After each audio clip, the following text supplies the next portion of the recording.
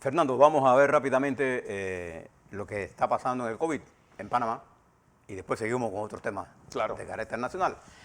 A ver si nos ayuda Noemí. El MINSA nos informó ayer que teníamos 357.704 casos positivos. En el día de ayer tuvimos 427 casos positivos.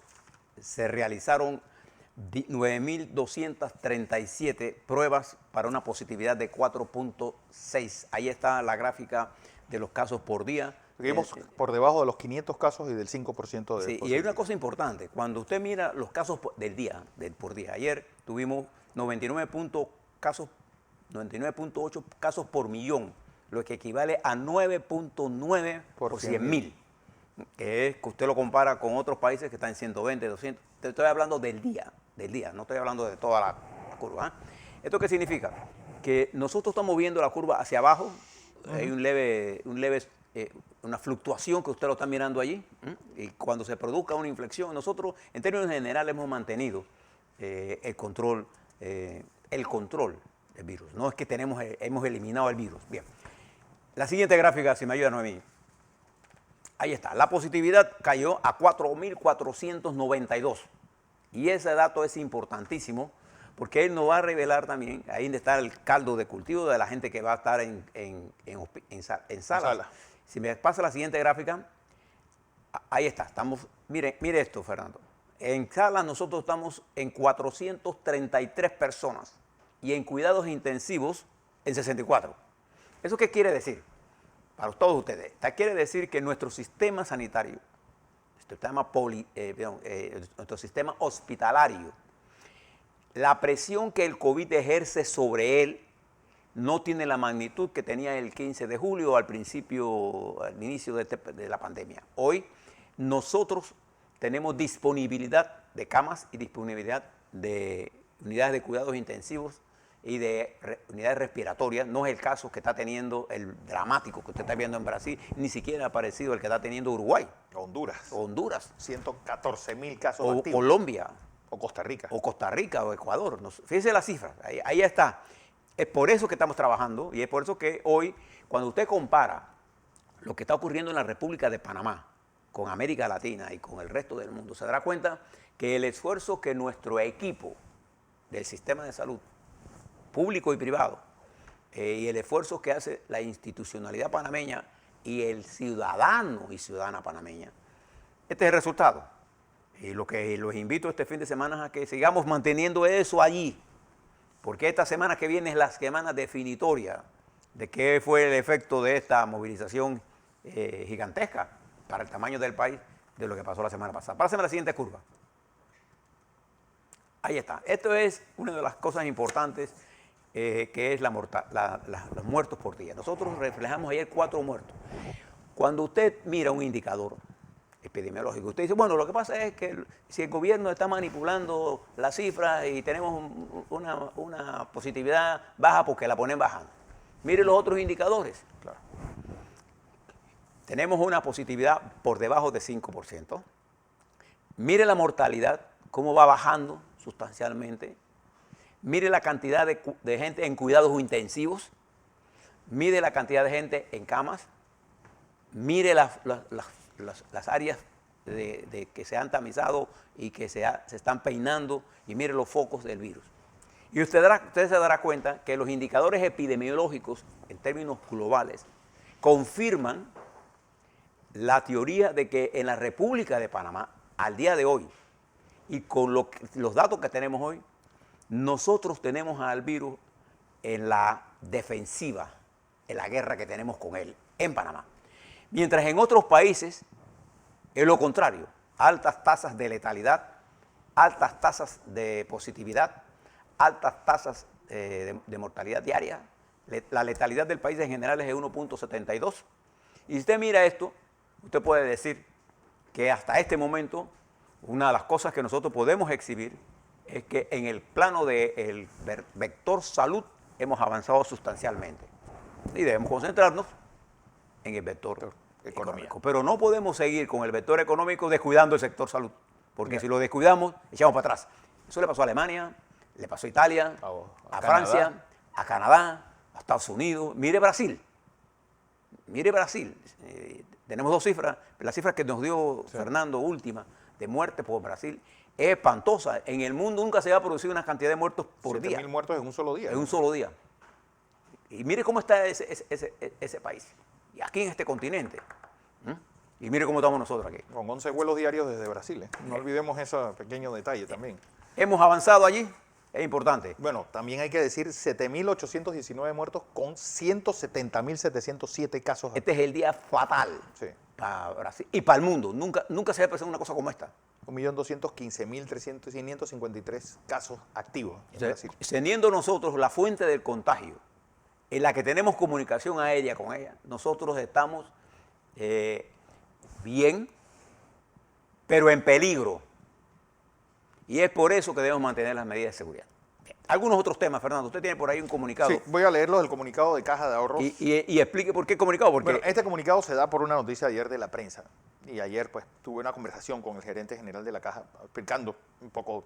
El señor Farrugia. El señor Andrés Farrugia.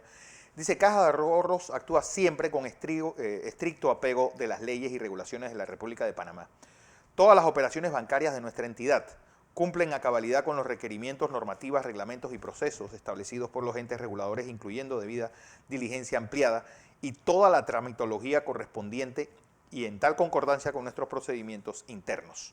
Caja de Ahorros, incluyendo su Junta Directiva y Gerencia General, está plenamente comprometida como organización a cumplir con toda la legislación local e internacional que nos rige, velando por el buen funcionamiento, la transparencia y el mejor manejo del capital del banco, un importante patrimonio del país.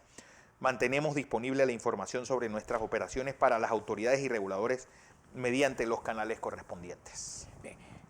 Lo importante de todos los procesos que están ocurriendo en este país, que es otro de los, digamos, elementos, este proceso de desintegración de las estructuras en nuestros países, que le estoy contando en este proceso electoral de Perú, Ecuador.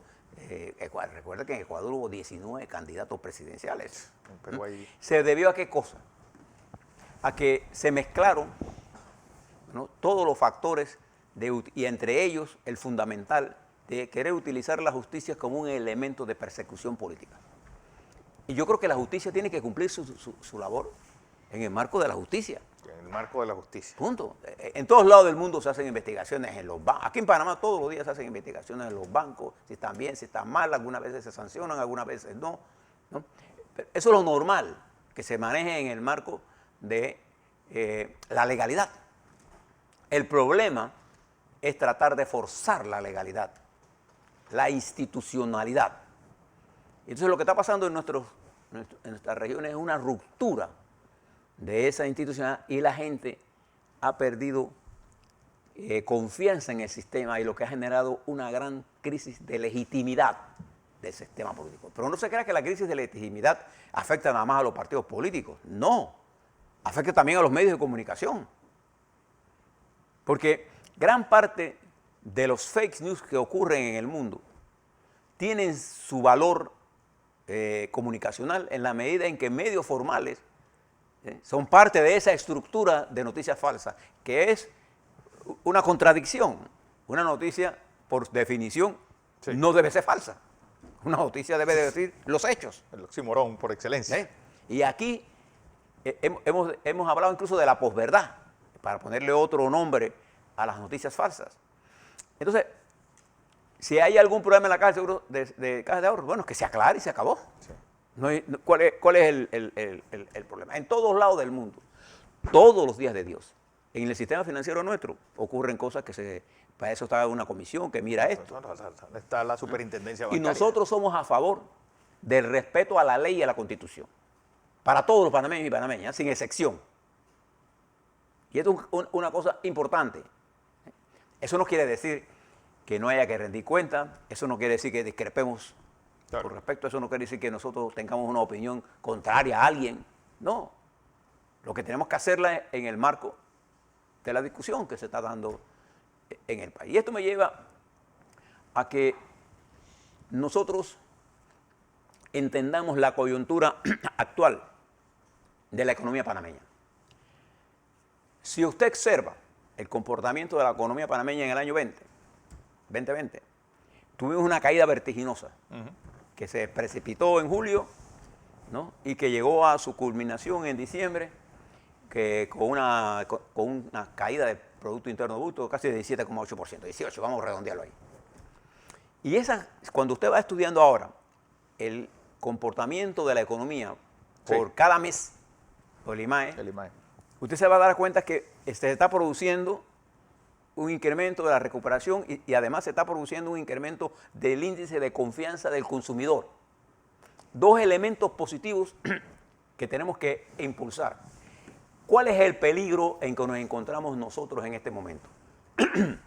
Que la fragmentación política y la radicalización de algunos sectores económicos de querer resolver solo el problema que a ellos les conviene, nos impida mirar con serenidad lo que nosotros tenemos. ¿Y qué es lo que nosotros tenemos en este momento, estimados televidentes? Nosotros tenemos una economía duramente golpeada, con un alto desempleo, pero con un alto nivel de potencial de recuperación. Recuerda los modelos de recuperación, en V, en W, en L. Nosotros, si usted observa, en la misma vertiginosa caída que se produce, estamos levantándonos casi como si fuera un modelo de V. En una U más bien. Pero ¿qué es lo que nos está preocupando a nosotros? Que la fragmentación interna produce entonces elementos que, sin entender las reglas de la economía, producen elementos distorsionadores. Entonces, ¿qué es lo que se impone? ¿Cómo Chile llegó a la conclusión de que debía hacer una reforma constitucional? ¿Usted recuerda aquella crisis de diciembre del 19, del 20? Del 19. Del 19, cuando los partidos políticos dijeron, no, fue el año siguiente, necesitamos la reforma constitucional para legitimizar el poder, no es para resolver el problema de empleo. Si usted quiere modernizar la Asamblea Nacional de Panamá, ¿qué tiene que hacer? ¿Ponerse a crear historia? No, lo que usted tiene que hacer es empujar reformas que nos permitan tener otro tipo de asamblea. En términos de la división, el número, la división que permita que otra gente participe en el proceso electoral y limitar el número de años que usted se puede reelegir y eliminar la figura del suplente. Cosas de ese tipo solo son posibles cuando hay acuerdos políticos estructurales. ¿Usted no cree que nosotros debemos enfrentar realmente el problema de la Caja del Seguro Social? Claro que debemos enfrentarlo. Pero ¿cómo lo podemos hacer? ¿Con un diálogo sin perímetros o un diálogo? Para poder hacerlo necesitamos un diálogo de las fuerzas políticas. Y las fuerzas políticas incluyen los partidos políticos y las otras fuerzas políticas también. Pero tiene que haber una base de sustentación de la reforma. Nosotros tenemos que estudiar los niveles de concesiones que hemos hecho y de excepciones contributivas que hemos hecho a los más ricos. Claro. Tenemos que estudiar qué vamos a hacer, por ejemplo, con Minera Panamá, cómo vamos a lograr que nos entre más ingresos. Lo que nosotros no podemos hacer es pensar que vamos a destruir a Minera Panamá, o que vamos a destruir los puertos, o que vamos a destruir las bananeras, o que vamos a destruir el sector privado, porque se ha dado, Fernando, una tendencia a la demonización de los sectores privados. Y entonces y fíjese que gran parte de esto usted lo está mirando en la Asamblea, con un alto nivel de irresponsabilidad. Se hacen propuestas y acusaciones descabelladas que no tienen ningún sentido, pero que están minando la estructura política, restándole legitimidad. Y si usted quiere mirar esto, vamos a ver lo que pasa este domingo. Claro. Y mire lo que está pasando en otros países del mundo.